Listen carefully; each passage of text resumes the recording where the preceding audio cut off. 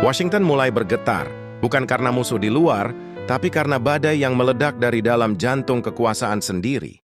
Di saat perang melawan Iran belum benar-benar padam, krisis justru pecah di pusat Amerika. Menteri Perang Alesi PT Hegseth kini dihantam 6 pasal pemakzulan. Tuduhannya bukan main-main, menyeret Amerika ke perang tanpa restu Kongres, hingga dugaan pelanggaran yang membawa Pentagon ke pusaran krisis yang lebih gelap. Di saat yang sama, Donald Trump ikut diguncang. Bukan hanya karena kebijakannya, tetapi karena muncul pertanyaan yang jauh lebih mengerikan. Apakah orang yang memimpin Amerika saat ini masih benar-benar layak memegang tombol perang? Jika ini terus membesar, yang runtuh bukan hanya strategi Washington di Timur Tengah, tetapi juga wibawa Amerika di hadapan dunia. Yang terjadi di Amerika Serikat kini tidak lagi sekadar persaingan antara Demokrat dan Partai Republik. Situasinya telah bergerak ke tingkat yang jauh lebih serius. Yang dipersoalkan bukan hanya kebijakan perang, tetapi kelayakan politik orang-orang yang menjalankannya. Di satu sisi, Menteri Pertahanan PT Hegseth menghadapi dorongan pemakzulan dari kubu Demokrat di DPR. Di sisi lain, Donald Trump diguncang tekanan politik yang mempertanyakan kapasitasnya memimpin negara di tengah krisis internasional yang semakin berbahaya.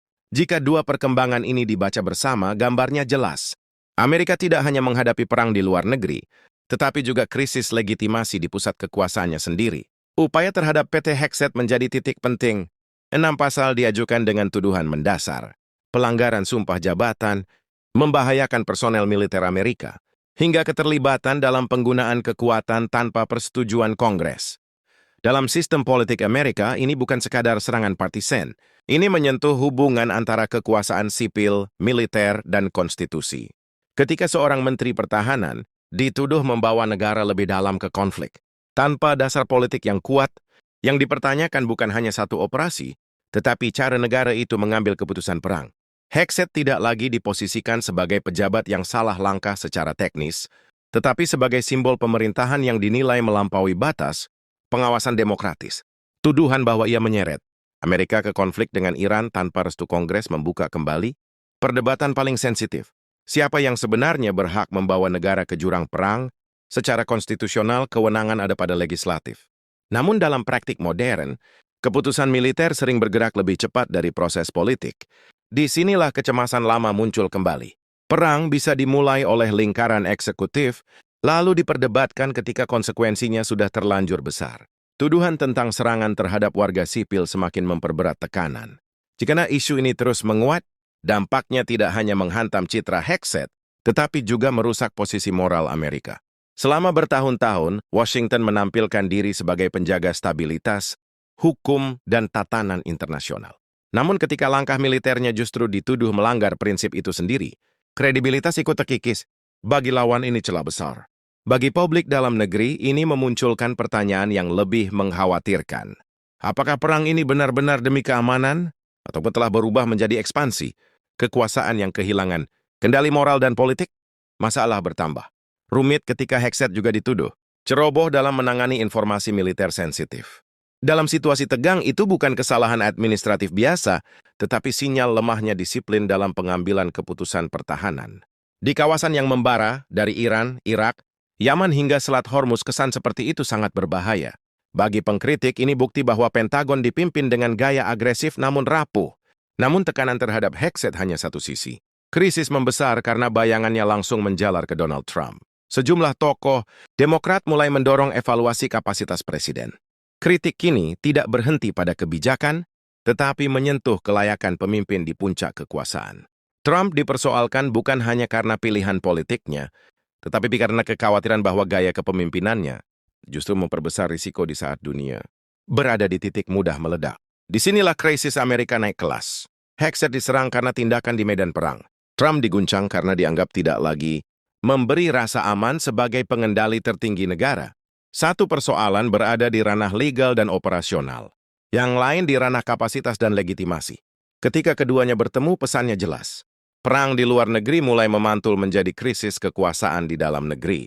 Ini mungkin belum cukup untuk menjatuhkan mereka, tetapi cukup untuk merusak kepercayaan publik dan melemahkan posisi pemerintahan di tengah konflik yang belum selesai. Semua ini terjadi saat diplomasi dengan Iran belum menemukan jalan keluar. Amerika dan Iran sempat berbicara, tetapi kebuntuan tetap terasa dari program nuklir hingga tuntutan strategis dan persoalan gengsi politik. Dalam kondisi ini, setiap pernyataan dari Pentagon dan Gedung Putih berdampak besar. Namun bahasa yang muncul justru semakin keras. Hegseth menuding langkah Iran di Selat Hormuz sebagai pembajakan dan terorisme, serta memperingatkan kesiapan Amerika untuk melanjutkan pertempuran dengan kekuatan lebih besar. Bagi pendukung, ini ketegasan. Bagi pengkritik, ini bukti bahwa Washington menjauh dari diplomasi menuju konfrontasi terbuka. Selat Hormuz menjadi titik paling berbahaya. Jalur sempit itu adalah urat nadi energi dunia. Ketika Iran menuntut kendali penuh dan Amerika berbicara tentang blokade total, yang dipertaruhkan bukan hanya gengsi dua negara, tetapi stabilitas global. Tekanan terhadap Hegseth dan Trump lahir dari ketakutan nyata. Keputusan hari ini bisa menyeret Amerika ke perang yang lebih besar tanpa jalan keluar. Di Lebanon, situasi juga memperlihatkan batas kendali Washington. Trump mengumumkan gencatan senjata 10 hari antara Israel dan Lebanon. Namun pernyataan Benjamin Netanyahu bahwa pasukan Israel tetap bertahan di zona keamanan menunjukkan kendali Amerika tidak mutlak. Secara formal ada jeda. Di lapangan tetap ada operasi dan kesiapsiagaan. Ini membuat posisi Amerika terlihat paradoksal.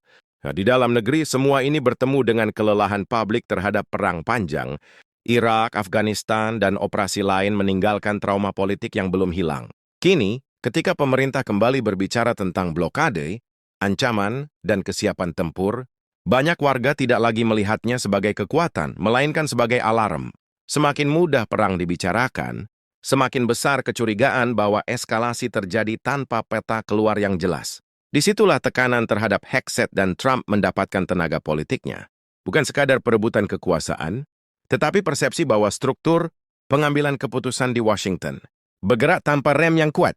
Jika persepsi ini membesar, dampaknya luas, Kongres makin agresif, media makin keras, sekutu makin waspada, lawan melihat celah.